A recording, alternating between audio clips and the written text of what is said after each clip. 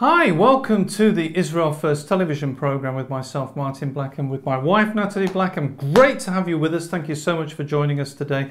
Live from our studios in Jerusalem on the YouTube television network, also going out on other television networks as well. If you're watching live on YouTube, please do contact us. We'd love to hear from you. You can go to the message side of the YouTube and then just send a message, and we will endeavor to read your messages out online. Well, we're coming to you from our studio in Jerusalem. We're bringing you, as a lot of you will know, we bring you news, we bring you interviews, and we bring you teaching from a Hebraic perspective.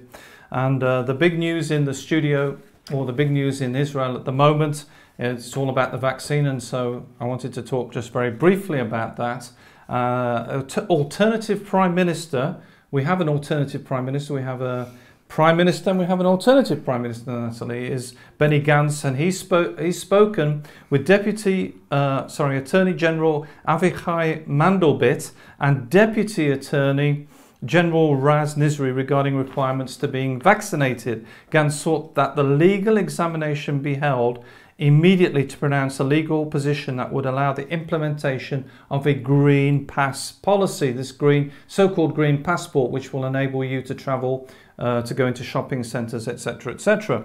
The legal position will address a number of elements, activating a green pass only for those who have been vaccinated or have recovered for leisure, sports and cultural events, as well as the opening of trade, tourist sites and private workplaces in accordance with the pass, and a return to a full routine for vaccinated teachers as well as teachers who have recovered from the disease.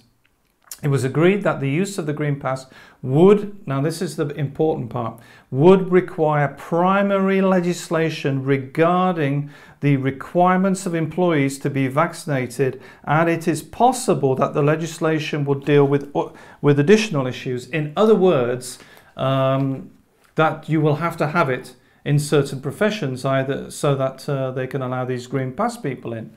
And this is a very alarming development. It's one thing to go freely and be willing to go, and it's another thing to have it to keep your job. Israeli Health Ministry Director General is extremely happy if, listen to this, teachers be required to vaccinate.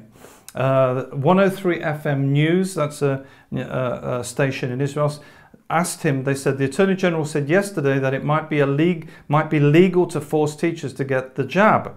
Director General Levy answered, I would be extremely happy if that were the case. It is a legislative change, something we have the ability to do as a democratic state.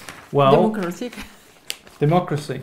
No, I know, but I mean, if it's democratic, it means that people should have the freedom. Right, which is exactly what the point, yeah. If it's a democratic state, then you should be free. And I'll come on to that in just 1 minute, Nathalie. There's a lawyer who's fantastic what he said, an Israeli lawyer. So, 3 FM, that's the news station in Israel, said, is this constitutional though? And Director General Levy replied, if the Attorney General finds the legislative procedure to get it done, I would greatly support that. At a workplace where we know the welfare of the public, it's always they're having to use excuses to justify, of children is affected. I support the state and the employer requiring, listen to this, this is the Director General, I support the requirement of employees to be protected by getting the vaccine. So this is not democracy, but this is interesting. I mean, what you are saying is very, very interesting, because I'm learning also things and looking in the Torah. Funny enough, democracy is not the best, because when you believe in God, it's Him who is the higher power. So it's more like a theocracy than a democracy, which is like do you understand? And like even when Israel was at the beginning a nation, they had the Sanhedrin, which was like 71 elders who were like making decisions. I mean, like in wisdom, okay, it wasn't done in a dictatorship. It's like they wanted to follow the wisdom of God. So when we speak about democracy, obviously it's the best scenario right now on earth. But if we want to look further down the way, is like recognizing God as our king will be the best. I mean, the top. Do you understand what I mean? Mm-hmm. If you've got some ideas or some opinions about this, then please do contact us. You can contact us live if you're watching on the YouTube channel. If you're watching at a later date, then email us. And on live chat too. On live chat, right. If you would like to email us at info@israelfirst.org, and we will be able to read them on the next program, be able to see the things that you're saying. Well, one of the interesting things, Nathalie, is that Israeli lawyer Daniel Ginat, this is according to Israel National News, has recently issued a statement saying the vaccine isn't the problem, that coercion is the problem. The moment you force such a thing on an entire community, what will be the next act of coercion? This is attorney Daniel Ginat. He's a lawyer from the center of Israel, and he's released a video in which he critiques the concept of the vaccine refuser. I want to talk to you for a minute, he said on the video, about vaccine refusers. Where did this concept even come from? Mm-hmm. How is it possible for there to be a vaccine refuser? The law, that's the law of the land, the law of Israel, the law that's applicable to living in the land of Israel, gives everybody in the land, the right of autonomy to one's own body. It speaks about the fact that every person is allowed to choose which medical test or treatment he or she wants to receive. What's the meaning of vaccine refuser? I want for a moment to coin a new concept, vaccine coercer. This you're hearing from a person who's never had a problem with vaccines. This is the lawyer saying that. But when I see a collective brainwashing, and this is very interesting what he's saying, when I see collective brainwashing in all the media outlets, city heads who want to deny rights, prime ministers who want to establish a green passport, insanity. This cannot happen in a democratic country. I oppose it. Why do I oppose it? Because it really doesn't concern me whether you get vaccinated or not. Even though he thinks he's saying he's foolish to get a vaccine that no one can explain what it does and what it doesn't resolve. He's saying the moment you force such a thing on an entire community, what will be the next act of coercion? Camps for vaccine refusers? What other things can they force on us once the collective succeeds? The vaccine isn't the problem. The coercion is the problem. Mm-hmm. I want to say to you, there's no such thing as vaccine refusers. It is the natural right of every human being to decide what medical treatment he or she will receive. It's not for me who said that, it's the law in the state of Israel that's saying it, and it's the greatest absurd. And anybody who hints at coercion or acts of coercion, he is breaking the law, not the person who isn't sure whether he should have the jab or not. Now, this is interesting what you said too, because I was looking at today in the news, and they were speaking that if some employers had employees who didn't have the vaccine, they had the right to say to them, I mean, they were going to have the right, they were trying to give them the right to say to the employees, now you can't be working in my place because you don't have the vaccine, which is again exactly against what you are saying, that the law right now in Israel, which is like, it should be in every country democratic. Again, we are not speaking about theocracy like we were speaking before. This will come when the kingdom comes. But right now we're in democracy, and when it's democracy, people, as they say, have the right on their own body. It's like you have a choice. Every day we make choices, and we can make the choice if we want the vaccine or not. If you've just joined us, you're watching the Israel First television program from our studios in Jerusalem. Amazing that we can be live today on YouTube, coming into your homes and bringing you some of the news stories that are happening in Israel. We've just briefly been mentioning the vaccine, which is, I guess, you know, Nathalie, it's really in every country, and everybody's talking about it. But because Israel is first, this is the reason that we're first talking about it, because it's affecting us in Israel. Yeah, and the update, we know now that there is about 3.6 million of people in Israel who have the vaccine. And for you to know, the population is about 9 million. Okay. And if you want to get up-to-date news, don't forget you can go to our website, www.israelfirst.org, go to the media button, and there's a news from Israel, and I'm endeavoring to put a news story there every day. You get a news story. You can also go to our social media website, gab.com, register for it, and you get the news every day there as well. Well, the other issue, big issues that we're facing this week as we've come into the studio, is there's a near total closure of Ben Gurion Airport. It's been extended for 2 weeks.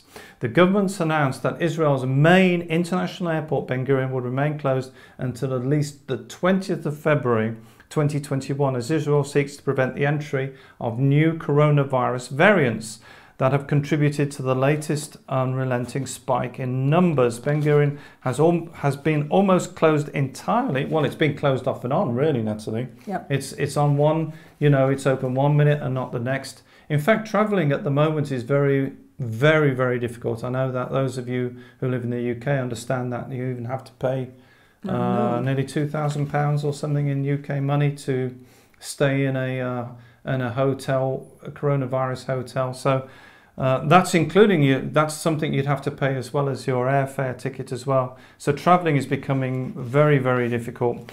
Ben Gurion has been almost entirely closed since the 25th of January this year, except for cargo planes and emergency aircraft. Departing flights during this time have been limited to those travelling for medical treatment, essential work, legal proceedings, a funeral of a relative, and non-citizens leaving the country, and those travelling to and from one residence or another. Those needing to travel, Natalie, for other circumstances have been allowed to file their case. You have to put your case to an interministerial committee for review. For the next 2 weeks, all requests for entry and exit will need to receive approval from that panel, which will be headed by Government Minister Saki Hanagabi. The government have been increasing its precautionary measures in recent weeks in order to prevent a widespread outbreak of the British and South African variants and other variants of the coronavirus. Despite Israel's monthly lockdown, which has just finished this week, there's still restrictions, the country has struggled to bring down virus numbers. Few children are at school again from today. And today is Thursday, so tomorrow the kids don't go to school because it's Shabbat, so they have just 1 day of week. Yeah, and 1 day week of school. Yeah, and not all the schools have opened because it's ridiculous to have 1 day and they're starting again on Sunday. If you want to, by the way, subscribe to our newsletter, we also do a newsletter that Natalie spends a lot of time working on. You can get that. You go to our subscribe button. You can go on the Contact Us page on the website, and you can see on the bottom there's a subscribe, or contact us and we will put your name onto the list, and you can get the newsletter. Tells you about the programs, it tells you about news in Israel and some other stories, don't you, Natalie? You give them an update as to what's happening. And you've got some things to share. Natalie's got some things this week. I think it's on Shabbat, but I could be wrong. Yes, it is. You know how I love to share with you more things about the Hebrew perspective, and how, again, the Hebrew language is so important. I've done this book, The Beauty of the Hebrew Language. Please purchase it, because it's the introduction, of the Hebrew language. But it's really to show you how important is the Hebrew, and it's going to be more and more important. And you can get that very easily. You just go to the website or contact us and we'll let you know how to get it. And the thing is, when you go, because we have to think, this coronavirus is there to make us think, to make us stop this rot of going around. And so I take the time to listen more some teaching about the Hebrew language, because you can always learn some more. And this week I was listening to something again from the Rabbi Glass's son. I've told you about him a few times. He speaks about also the Bible code, but this time he was speaking about Shabbat, which is something very dear also to my heart, because again, when you look, even the name Shabbat is just amazing and so strong. So let us maybe just look at the name Shabbat. Shabbat is the letter Shin and Bet and Bat, which is interesting, because what he was saying this time, he was speaking about Shin and Bat. Bat is the girl, and Shin is the letter. You can like is like a three, is like a letter like that, okay, like 3 that you can see in the Shin. You look on the, you go on Google and you can find Shin. It's a beautiful letter, and it's like a flame. And if you speak about like fire, is so Esh, and Esh is also with the letter Shin. Okay, so it's the beginning of Shabbat. But Shin also, it represents truth, which was very interesting. So I was learning a lot of things with him, and I'm trying to give you more things. And again, the Hebrew language, we will learn more and more, is like it was the first language when there was the Tower of Babel. Is God has confused our languages, but at the same time give us 70 languages. Again, I speak about it in the book, and if you read Genesis, from Genesis 1 to Genesis 11, what is there? Only the Hebrew language. Then we have the other language. But the other language always have a little something from the Hebrew language. So like Shin, like we're speaking about this letter, how is in English? Shine, which is to shine is like to be bright. And so is exactly part of this letter, Shin, which is also representing the flame, a fire, okay? So I find that just amazing. Now, again, when you look, and I was blown away by this, by the ideas that he was saying, is that when God created the heaven and the earth, there was one day, second day, third day, blah, blah, blah. If you even look, dig in that, is like there is so many deep teaching about that, okay? So he created 6 days, day 1, day 2, and it's very interesting because in Hebrew, still today, you don't speak about Sunday, Monday, Tuesday, blah, blah, blah. You speak about Yom Rishon, the first day, Yom Sheni, Yom Shlishi, so it's like with the numbers, till Yom Shishi, which is the 7th day, and then is Shabbat. And all the days are like connected to Shabbat. It's like the first day after Shabbat, the second day after Shabbat. And so what this rabbi was speaking was like, God created these 6 days, but he didn't create Shabbat because it's the day of truth, he rested. And by resting is like a gap in the calendar. You have the 6th day and Shabbat, and then you have 6th day and Shabbat, and you have 6th day and Shabbat. And it's because of that Shabbat is so important. I tell you, I was blown away. And it's like, it's the truth. And like I was speaking many years ago about Shabbat, and again, Shin, Bet, Tav, and Tav, the last letter, is from Emet, and Emet is truth. So at the end, truth will prevail. I mean, I tell you, we can speak like for hours just about that. And if you want to know more, I'm going to do another YouTube who will be like more specific just about that, and I will extend about it because there is too much to say about it. And so I've done a new YouTube also, which is Nathalie Blackham, and I'm just sharing there like the truth that I'm finding in Torah. Torah will stand forever. Torah is the truth. And like, come on, it's time for us to learn all these things because it gave us something, you know, we can stand with the truth and truth will prevail. Wow. So it's very exciting. We are very, very close to the last redemption, to the final redemption, and we will see like the messianic time coming again. You can see all with the letters, all with the time, with the Jewish calendar. There is so many things to discover. And so if you want to know more, just go on my YouTube, and I try to really give one idea, and I don't do it for too long. Like every time, it depends. It's really like to share with you what I'm discovering. And it's not just me, because I'm listening also to some rabbi, and after I have a very good friend also who is rabbi, and I say, okay, look, this is what he was saying, what do you think about it? And we were chatting together. I mean, he was writing to me, and he was telling me things that I will say more in the YouTube this afternoon. And if you want to look at or subscribe to Nathalie's channel, and you want to watch the videos, you can do it very easily, because if you're watching it on YouTube, It's just below us on the different channels we've recommended to you. So you can just go down to the recommended channels and click on Nathalie Blackham. It's new,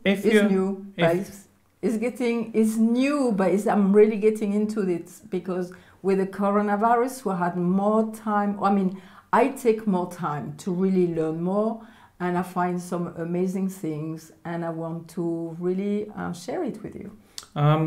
So you can go there. But if you have any difficulties at all, just email us at info@israelfirst.org and ask us, and we'll do our best to point you in the right direction and to get you subscribed to the channel, etc. Well, the big news on the entertainment side, we like to bring you different types of news. The big news on the entertainment side is legendary US Jewish film director Steven Spielberg has won the prestigious Israeli prize. Spielberg has been announced from Jerusalem just yesterday, Nathalie, as the Genesis. I saw that today on Wheel of Fame, so I thought, oh, this is a great news. As the Genesis Prize winner from the 2021, and for his work in films and philanthropy, Steven Spielberg's been has been awarded it in recognition for his work in cinema, his philanthropic work, and his efforts to preserve the memory of the Holocaust. So some of you might not know about this.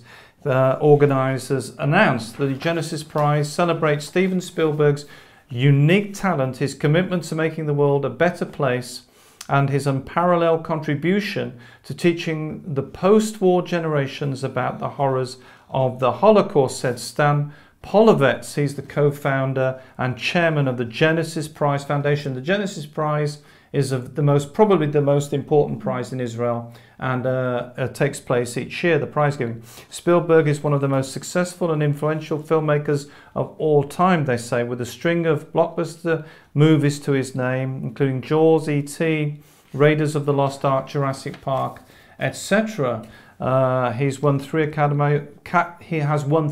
Academy Awards for his work on Schindler's List and Saving Private Ryan, and numerous other industry recognitions. At a 2018 screening marking the 25th anniversary of Schindler's List, Schindler said no work had affected him like the landmark Holocaust drama, which collected a total of 7 Oscars. After the film, for which he did not receive a paycheck and whose proceeds he donated to charity, Spielberg founded the Shoah Foundation with a $10 million grant to film interviews with survivors and witnesses of the Holocaust. Now, what he's done is because Holocaust survivors, are getting old. We saw, in fact, the other day a film, and they're elderly now, obviously because of so many years since the Holocaust. And so he's had this project since from the time of the Schindler's List movie. The project has conducted some 55,000 interviews, Nathalie. Wow. It's a lot of interviews, 55,000, I'm telling you. In 32 languages with survivors from 56 countries. This is so important. So, and he's kept them in perpetuity. They're kept very carefully. The interviews are kept so that future generations will have this record. Exactly. We're watching a film this week about the Holocaust again, and 4 men who were children really at that time, and during the Holocaust. And it was at the end I was saying to Matwa, it's so important for us, even we know about the Holocaust, but to discover some other stories of people and the trauma that they went through is so important for us, because it's giving us a sensibility of the Jewish people and Israel, and I think it's very important. When you can see films from the Holocaust, please just look at it, because it really does something to us, and then you get sensitive to the Jewish people, and then they know that you have something deep in you, because they are very sensitive about that, and there is a relation that really, isn't it, really gets in place. Yeah, they are not easy films to watch, but they are very important because you understand the background and the depths of what they were going through. Background to what they went through, and history, and it's important that we pass it on to the next generation. Well, one of the things is, the funny things is, in the middle of everything, is that Israel is trying to do things, you know, even though we can't have tourists at the moment, we do have what we call internal tourists. In other words, people are visiting places inside the country, kind of staycations, as they are now getting popularly known. And Jerusalem has launched a new illumination project.